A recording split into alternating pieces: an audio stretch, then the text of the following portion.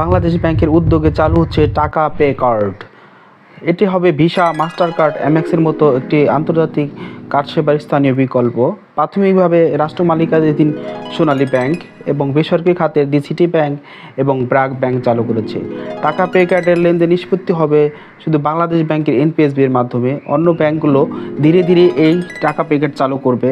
দেশের সব ATM, points of sales, online platform এই কার্ড ব্যবহার করা যাবে। শুরুতে এটি ডেবিট কার্ড হিসেবে ব্যবহার করা হলে ভবিষ্যতে টাকা পে কার্ড হিসেবে ক্রেডিট কার্ড হিসেবে কাজ করবে। এটি বৈদেশিক মুদ্রা খরচ কমাবে। এই ডেবিট কার্ডের মাধ্যমে মানুষ টাকা বা রুপির ব্যবহার করতে পারবে। টাকা পে কার্ডের মাধ্যমে ভারতও ব্যবহার করা যাবে। এই টাকা পে কার্ডের মাধ্যমে সার্বজনীন পেনশন স্কিম পেমেন্ট করা যাবে ডলার হিসেবে ভবিষ্যতে।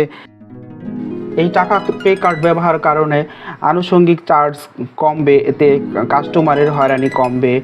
কাস্টমার একটি কার্ডের মাধ্যমে আন্তর্জাতিক লেনদেন করতে হবে, ডলারের মাধ্যমে লেনদেন করতে পারবে, বর্তমানে রুপি ভারতে এটি লেনদেন করতে পারবে, বিভিন্ন পেমেন্ট সহজে পেমেন্ট করতে পারবে। টাকা পে কার্ড বর্তমান সরকারের যুগান্তকারী পদক্ষেপ।